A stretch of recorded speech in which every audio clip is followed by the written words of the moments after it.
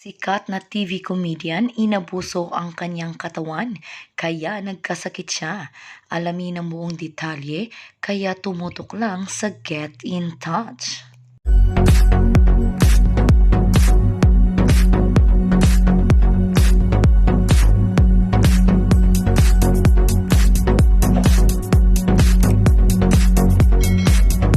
Inamin ng Kapuso TV host comedian na si Bubay na talagang inabuso niya ang kanyang sarili sa pagtatrabaho na siyang naging sanhi ng kanyang mild stroke noong 2016.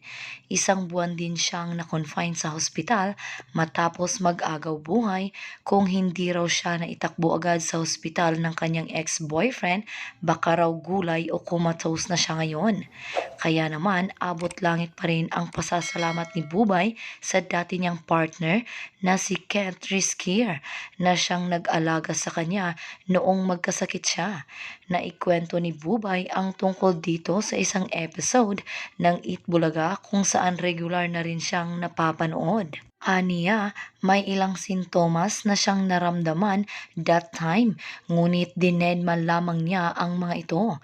2016, nangyari yun nang atakihin ako ng mild stroke. Dumating talaga sa point na muntik na akong bumigay. Yung stroke talaga na kung hindi lang talaga ako naitakbo agad, baka kung ano na ang nangyari.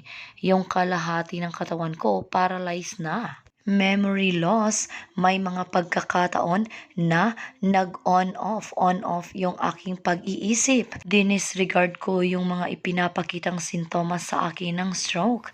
Hanggang sa yun nga, 1 month ako sa hospital. Pahayag pa ni Bubay, si Kent daw ang unang nakapansin sa mga sintomas ng stroke kaya mabilis siyang naisugod sa ospital. Kaya dumaan din ako doon sa MRI para buhayin yung dugo ko kasi naipitan ako eh. Pero kung pumutok daw yon, malamang daw hindi na ako makakapagpatawa. Hindi na ako makakapag-perform. Yun yung pangarap ko eh. Ang umiyak ng kwento ni Bubay. Aniya pa, bahagi ng journey ko na yon ay si Kent, yung naging partner ko for 8 years, magna 9 years na kami dapat. Hindi ako nakaramdam sa kanya ng galit nung nag-ask na siya nung ano sa akin ng freedom na ibigay ko naman daw sa kanya na maging single naman daw siya. Mensahe pa ng komedyante sa ex-boyfriend, hindi ako nagagalit sa'yo. Gusto ko lang sana malaman mo na kung sakali kang makahanap ka ng bagong magiging partner, mahalin ka ng higit pa sa pagmamahal ko sa'yo. Kasi magiging masaya ako sa'yo. Hindi ako magtatanim ng galit. Pahayag pa ng The Bubay and Tekla Show host. Talagang inihingi niya ng tawad sa Diyos ang pagpapabaya sa sarili. Yun yung hinihingi ko ng tawad kay Lord kasi nung binigyan niya ako ng pagkakataon na makapag-perform almost every night, inabuso ko yung sarili ko. Learn to say no kapag hindi na kaya ng katawan. Listen to your body. Pakinggan mo yan kapag pinaparamdam niya sa'yo na hindi niya kaya, huwag mong pilitin. Siguro kaya binigyan ako ng pagkakataon ulit kasi may purpose pa ako, ang makakapagpasaya ng tao. Paalala pa niya sa mga Dabber Cards. Samantala, tinupad ni Jake Cuenca ang kanyang pangakong bibisitahin ang delivery rider na aksidenteng natamaan ng ligaw na bala sa police car chase na kinasangkutan ng aktor noong nakaraang buwan.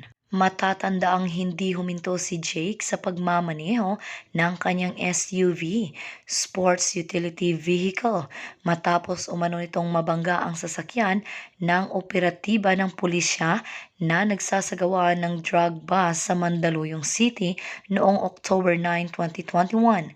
Dahil sa hindi pagpara ng 33-year-old actor, pinaputukan ng mga pulis ang kanyang sasakyan upang huminto ito. Dito tinamaan ng ligaw na bala ang delivery rider na si Elizar Martinito. Sa kanyang Instagram ngayong araw, November 7, nagbigay pugay si Jake sa pulisya na naging daan upang makilala niya si Martinito.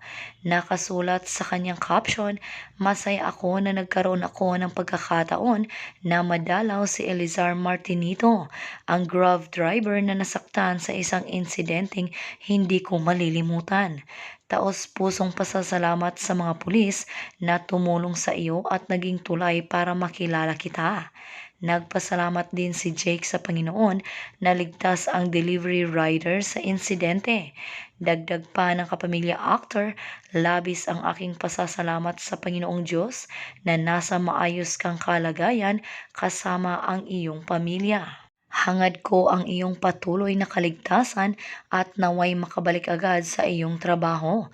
Nandito lang ako para sa iyo, Ellie." Sa panayam ni Jake sa TV Patrol noong October 12, nangako siyang tutulong sa delivery rider kapag nangangailangan ito. Aniya, kahit inako na ng pulis ang responsibilidad, nais pa rin niyang tumulong dito. "I also want to extend my hand," pangako pa niya. Nahaharap si Jake sa reklamong reckless imprudence resulting in damage of property at disobedience to persons in authority na isinampa ng Mandaluyong Pulis kaugnay sa nasabing car chase. Minsan kasi hindi natin malalaman na may darating na problema sa ating buhay, kaya kailangan lagi tayong handa para kung sakaling dumating man ang sitwasyon na yan ay hindi tayo mahihirapan. Ano ngayon ang inyong masasabi sa isyong ating pinag-usapan? Kung meron man kayong mga komento o reaksyon, mag-comment lang kayo sa comment section na may respeto at hindi pa mamahiya sa kung sino man. Kung gusto nyo pa ng ibang mga update tungkol sa inyong mga paboritong artista, pwede nyong i-click ang link na makikita nyo sa description ng video. At sa hulihan ng video, pwede nyo ring i-click kung interesado kayo na panoorin ito. Makikita nyo rin sa bandang itaas ng video na may lumalabas na I button. Maaari nyo ring i-click para mapanood ang mga huling video na in-upload ko. At ang pinaka-importante ay huwag po ninyong kalimutan na mag-subscribe, like, share at i-click ang bell notification para maging updated po kayo sa lahat ng mga videos na ina-upload ko sa channel na ito. Maraming salamat din po sa palaging panunood, pagsubaybay at walang sawang pagtangkilik sa aking channel. God bless you po. At sa mga hindi pa nakasubscribe, i-click nyo ang subscribe button para hindi kayo mahuli sa mga balita tungkol sa inyong mga paboritong inaabangan. Hanggang sa susunod kong upload.